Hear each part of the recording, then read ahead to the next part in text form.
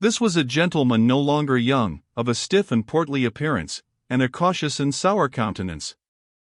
He began by stopping short in the doorway, staring about him with offensive and undisguised astonishment, as though asking himself what sort of place he had come to.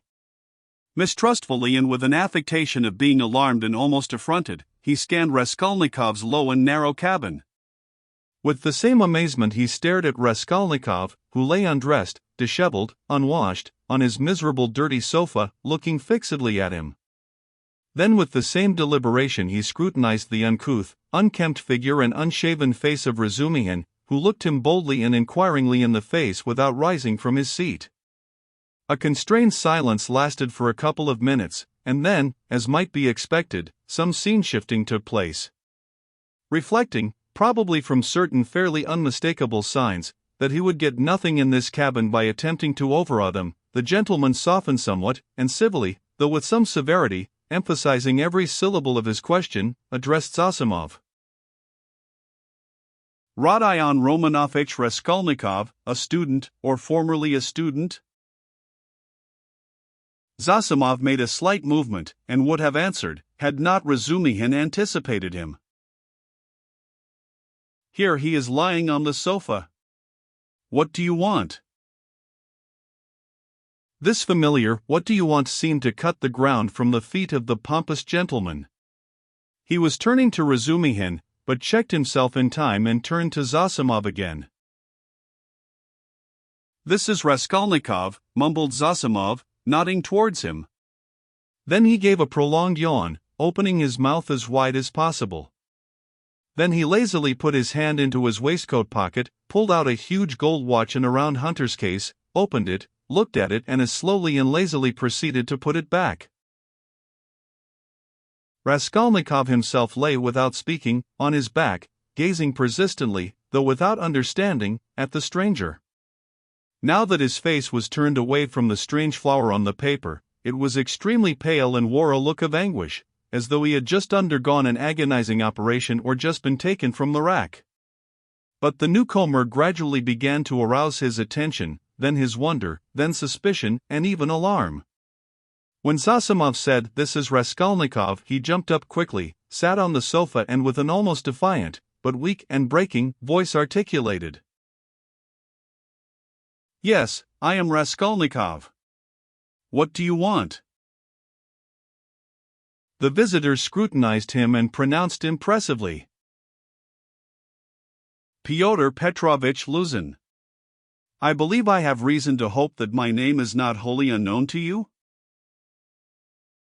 But Raskolnikov, who had expected something quite different, gazed blankly and dreamily at him, making no reply, as though he heard the name of Fyodor Petrovich for the first time. "Is it possible that you can up to the present have received no information?" asked Fyodor Petrovich, somewhat disconcerted.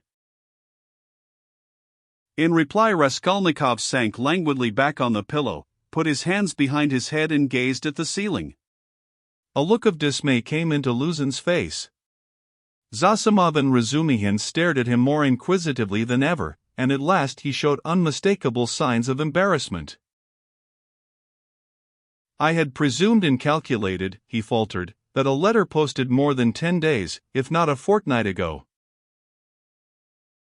"I say, why are you standing in the doorway?" Razumihin interrupted suddenly. "If you've something to say, sit down. Nastasia and you are so crowded. Nastasia, make room. Here's a chair, thread your way in." He moved his chair back from the table, made a little space between the table and his knees, and waited in a rather cramped position for the visitor to thread his way in. The minute was so chosen that it was impossible to refuse, and the visitor squeezed his way through, hurrying and stumbling. Reaching the chair, he sat down, looking suspiciously at Razumihin. "No need to be nervous," the latter blurted out. "Rodia has been ill for the last 5 days and delirious for 3, but now he is recovering and has got an appetite. This is his doctor, who has just had a look at him. I am a comrade of Rodia's, like him, formerly a student, and now I am nursing him, so don't you take any notice of us, but go on with your business." Thank you. But shall I not disturb the invalid by my presence and conversation? Pyotr Petrovitch asked of Zosimov. And no, mumbled Zosimov, you may amuse him. He yawned again. He has been conscious a long time, since the morning, went on Razumihin, whose familiarity seemed so much like unaffected good nature that Pyotr Petrovitch began to be more cheerful, partly, perhaps, because this shabby and impudent person had introduced himself as a student. Your mamma, began Luzin. Razumihin cleared his throat loudly. Luzin looked at him inquiringly. That's all right, go on. Luzin shrugged his shoulders. Your mamma had commenced a letter to you while I was sojourning in her neighborhood. On my arrival here I purposely allowed a few days to elapse before coming to see you, in order that I might be fully assured that you were in full possession of the tidings, but now, to my astonishment... I know. Raskolnikov cried suddenly with impatient vexation. So you are the fiancé? I know, and that's enough. There was no doubt about Pyotr Petrovitch's being offended this time, but he said nothing. He made a violent effort to understand what it all meant. There was a moment's silence. Meanwhile Raskolnikov, who had turned a little towards him when he answered, began suddenly staring at him again with marked curiosity, as though he had not had a good look at him yet, or as though something new had struck him. He rose from his pillow on purpose to stare at him. There certainly was something peculiar in Pyotr Petrovitch's whole appearance, something which seemed to justify the title of fiancé so unceremoniously applied to him. In the first place, it was evident, far too much so indeed, that Pyotr Petrovitch had made eager use of his few days in the capital to get himself up and rig himself out in expectation of his betrothed, a perfectly innocent and permissible proceeding, indeed. Even his own, perhaps too complacent, consciousness of the agreeable improvement in his appearance might have been forgiven in such circumstances, seeing that Pyotr Petrovitch had taken up the role of fiancé. All his clothes were fresh from the tailor's and were all right, except for being too new and too distinctly appropriate. Even the stylish new round hat had the same significance. Pyotr Petrovitch treated it too respectfully and held it too carefully in his hands. The exquisite pair of lavender gloves, real Louvain, told the same tale, if only from the fact of his not wearing them, but carrying them in his hand for show. Light and youthful colors predominated in Pyotr Petrovitch's attire. He wore a charming summer jacket of a fawn shade, light thin trousers, a waistcoat of the same, new and fine linen, a cravat of the lightest cambric with pink stripes on it, and the best of it was, this all suited Pyotr Petrovitch. His very fresh and even handsome face looked younger than his 45 years at all times. His dark, mutton-chop whiskers made an agreeable setting on both sides, growing thickly upon his shining, clean-shaven chin. Even his hair, touched here and there with gray, though it had been combed and curled at a hairdresser's, did not give him a stupid appearance, as curled hair usually does, by inevitably suggesting a German on his wedding day. If there really was something unpleasing and repulsive in his rather good-looking and imposing countenance, it was due to quite other causes. After scanning Mr. Luzin unceremoniously, Raskolnikov smiled malignantly, sank back on the pillow and stared at the ceiling as before. But Mr. Luzin hardened his heart and seemed to determine to take no notice of their oddities. I feel the greatest regret at finding you in this situation, he began, again breaking the silence with an effort. If I had been aware of your illness I should have come earlier. But you know what business is. I have, too, a very important legal affair in the Senate, not to mention other preoccupations which you may well conjecture. I am expecting your mamma and sister any minute. Raskolnikov made a movement and seemed about to speak. His face showed some excitement. Pyotr Petrovitch paused, waited, but as nothing followed, he went on. Any minute. I have found a lodging for them on their arrival. Where? Asked Raskolnikov weakly. Very near here, in Bakaleyev's house. That's in Voskresensky, put in Razumihin. There are 2 stories of rooms, let by a merchant called Yushin. I've been there.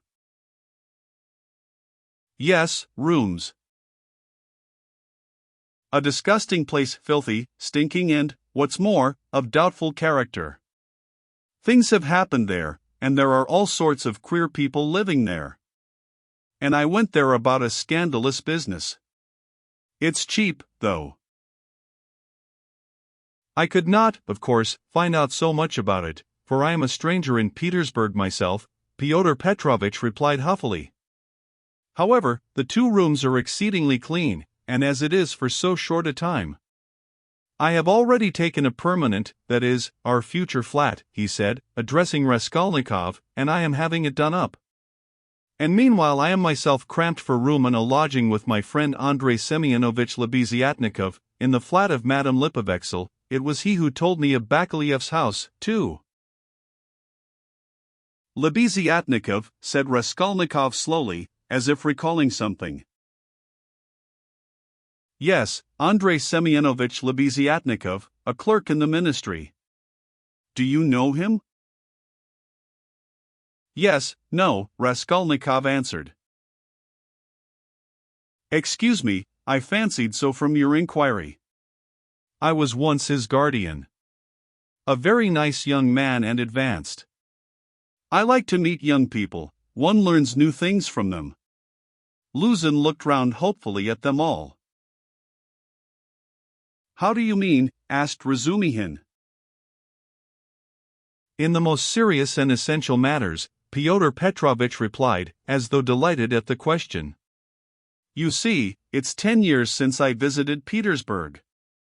All the novelties, reforms, ideas have reached us in the provinces, but to see it all more clearly one must be in Petersburg. And it's my notion that you observe and learn most by watching the younger generation. And I confess I am delighted. At what? Your question is a wide one. I may be mistaken, but I fancy I find clearer views, more, so to say, criticism, more practicality. That's true, Zosimov let drop. Nonsense. There's no practicality. Razumihin flew at him. Practicality is a difficult thing to find, it does not drop down from heaven. And for the last 200 years we have been divorced from all practical life. Ideas, if you like, are fermenting, he said to Fyodor Petrovitch, and desire for good exists, though it's in a childish form, and honesty you may find, although there are crowds of brigands. Anyway, there's no practicality. Practicality goes well shod. I don't agree with you, Fyodor Petrovitch replied, with evident enjoyment. Of course, people do get carried away and make mistakes, but one must have indulgence. Those mistakes are merely evidence of enthusiasm for the cause and of abnormal external environment. If little has been done, the time has been but short, it means I will not speak. It's my personal view, if you care to know, that something has been accomplished already. New valuable ideas, new valuable works are circulating in the place of our old dreamy and romantic authors. Literature is taking a maturer form. Many injurious prejudices have been rooted up and turned into ridicule. In a word, we have cut ourselves off irrevocably from the past, and that, to my thinking, is a great thing. He's learned it by heart to show off, Raskolnikov pronounced suddenly. What? Asked Fyodor Petrovitch, not catching his words, but he received no reply. That's all true, Zosimov hastened to interpose. Isn't it so? Fyodor Petrovitch went on, glancing affably at Zosimov. You must admit, he went on, addressing Razumihin with a shade of triumphant superciliousness, he almost added, young man, that there is an advance, or, as they say now, progress in the name of science and economic truth. A commonplace. No, not a commonplace. Hitherto, for instance, if I were told, love thy neighbor, what came of it? Pyotr Petrovitch went on, perhaps with excessive haste. It came to my tearing my coat in half to share with my neighbor, and we both were left half naked. As a Russian proverb has it, catch several hares and you won't catch one. Science now tells us, love yourself before all men, for everything in the world rests on self-interest. You love yourself and manage your own affairs properly and your coat remains whole. Economic truth adds that the better private affairs are organized in society, the more whole coats, so to say, the firmer are its foundations and the better is the common welfare organized too. Therefore, in acquiring wealth solely and exclusively for myself, I am acquiring, so to speak, for all, and helping to bring to pass my neighbor's getting a little more than a torn coat, and that not from private, personal liberality, but as a consequence of the general advance. The idea is simple, but unhappily it has been a long time reaching us, being hindered by idealism and sentimentality. And yet it would seem to want very little wit to perceive it. Excuse me, I've very little wit myself, Razumihin cut in sharply, and so let us drop it. I began this discussion with an object, but I've grown so sick during the last 3 years of this chattering to amuse oneself, of this incessant flow of commonplaces, always the same, that, by Jove, I blush even when other people talk like that. You are in a hurry, no doubt, to exhibit your acquirements, and I don't blame you, that's quite pardonable. I only wanted to find out what sort of man you are, for so many unscrupulous people have got hold of the progressive cause of late and have so distorted in their own interests everything they touched, that the whole cause has been dragged in the mire.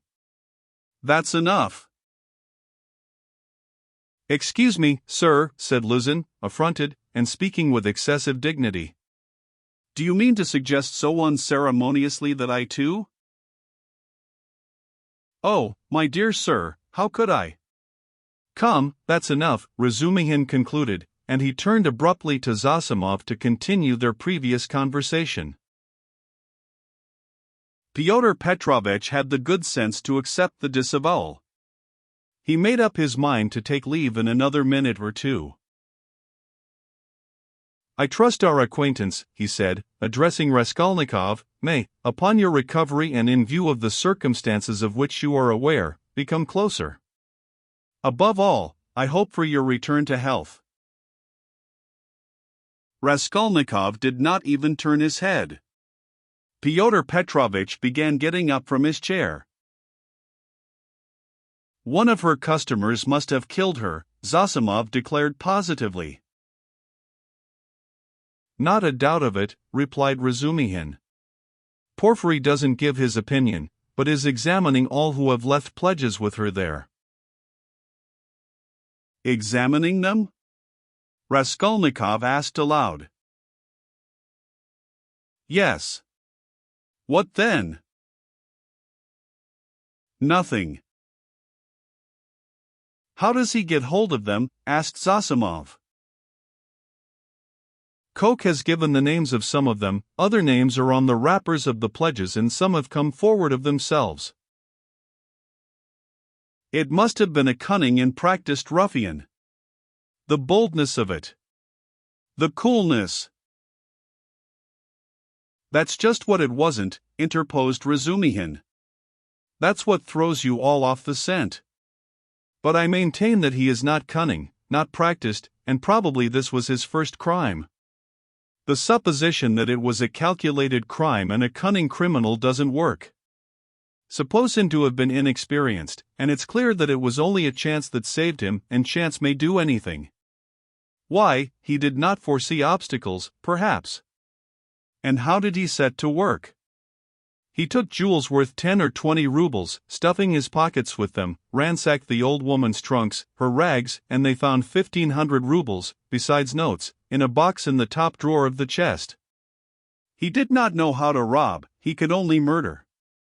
It was his first crime, I assure you, his first crime. He lost his head. And he got off more by luck than good counsel.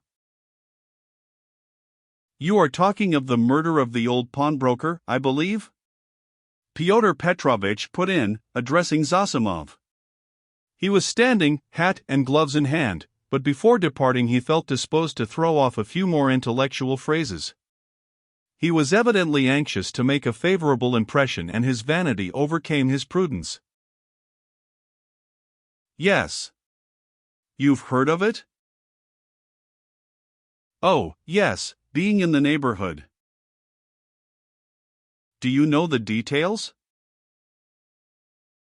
I can't say that, but another circumstance interests me in the case, the whole question, so to say. Not to speak of the fact that crime has been greatly on the increase among the lower classes during the last 5 years, not to speak of the cases of robbery and arson everywhere, what strikes me as the strangest thing is that in the higher classes, too, crime is increasing proportionally. In one place one hears of a student's robbing the mail on the high road, in another place people of good social position forge false banknotes. In Moscow of late a whole gang has been captured who used to forge lottery tickets, and one of the ringleaders was a lecturer in universal history. Then our secretary abroad was murdered from some obscure motive of gain.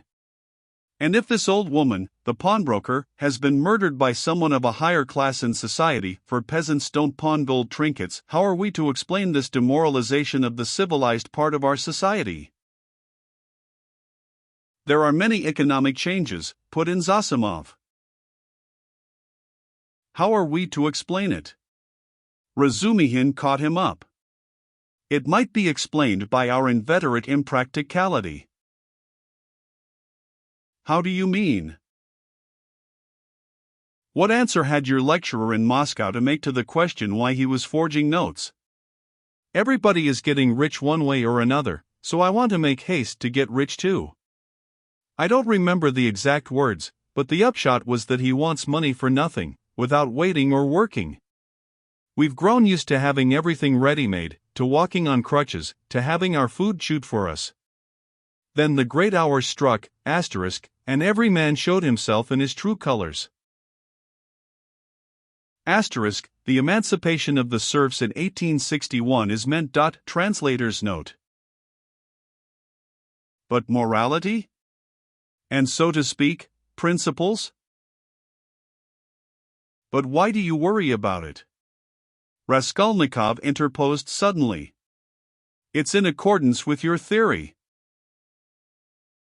In accordance with my theory? Why, carry out logically the theory you were advocating just now, and it follows that people may be killed. Upon my word, cried Luzin. No, that's not so, put in Zosimov. Raskolnikov lay with a white face and twitching upper lip, breathing painfully. There's a measure in all things, Luzin went on superciliously. Economic ideas are not an incitement to murder, and one has but to suppose. And is it true, Raskolnikov interposed once more suddenly, again in a voice quivering with fury and delight in insulting him, is it true that you told your fiancée, within an hour of her acceptance, that what pleased you most was that she was a beggar, because it was better to raise a wife from poverty so that you may have complete control over her, and reproach her with your being her benefactor? Upon my word, Luzin cried wrathfully and irritably, crimson with confusion, to distort my words in this way. Excuse me, allow me to assure you that the report which has reached you, or rather, let me say, has been conveyed to you, has no foundation in truth, and I suspect who, in a word, this arrow, in a word, your mamma. She seemed to me in other things, with all her excellent qualities, of a somewhat high-flown and romantic way of thinking. But I was 1,000 miles from supposing that she would misunderstand and misrepresent things in so fanciful a way. And indeed. I tell you what, cried Raskolnikov, raising himself on his pillow and fixing his piercing, glittering eyes upon him, I tell you what. What? Luzin stood still, waiting with a defiant and offended face. Silence lasted for some seconds. Why, if ever again you dare to mention a single word about my mother, I shall send you flying downstairs. What's the matter with you? Cried Razumihin. So that's how it is? Luzin turned pale and bit his lip. Let me tell you, sir, he began deliberately, doing his utmost to restrain himself but breathing hard, at the first moment I saw you, you were ill-disposed to me, but I remained here on purpose to find out more. I could forgive a great deal in a sick man and a connection, but you, never after this. I am not ill, cried Raskolnikov. So much the worse. Go to hell. But Luzin was already leaving without finishing his speech, squeezing between the table and the chair. Razumihin got up this time to let him pass. Without glancing at anyone, and not even nodding to Zosimov, who had for some time been making signs to him to let the sick man alone, he went out, lifting his hat to the level of his shoulders to avoid crushing it as he stooped to go out of the door. And even the curve of his spine was expressive of the horrible insult he had received. How could you? How could you? Razumihin said, shaking his head in perplexity. Let me alone, all of you. Raskolnikov cried in a frenzy. Will you ever leave off tormenting me? I am not afraid of you. I am not afraid of anyone now. Get away from me. I want to be alone. Come along, said Zosimov, nodding to Razumihin. But we can't leave him like this. Come along, Zosimov repeated insistently, and he went out. Razumihin thought a minute and ran to overtake him. It might be worse not to obey him, said Zosimov on the stairs. He mustn't be irritated. What's the matter with him? If only he could get some favorable shock, that's what would do it. At first he was better. You know he has got something on his mind. Some fixed idea weighing on him. I am very much afraid so, he must have. Perhaps it's that gentleman, Fyodor Petrovitch. From his conversation I gathered he is going to marry his sister, and that he had received a letter about it just before his illness. Yes, confound the man. He may have upset the case altogether. But have you noticed, he takes no interest in anything, he does not respond to anything except one point on which he seems excited, that's the murder? Yes, Razumihin agreed, I noticed that, too. He is interested, frightened. It gave him a shock on the day he was ill in the police office, he fainted. Tell me more about that this evening and I'll tell you something afterwards. He interests me very much. In half an hour I'll go and see him again. There'll be no inflammation though.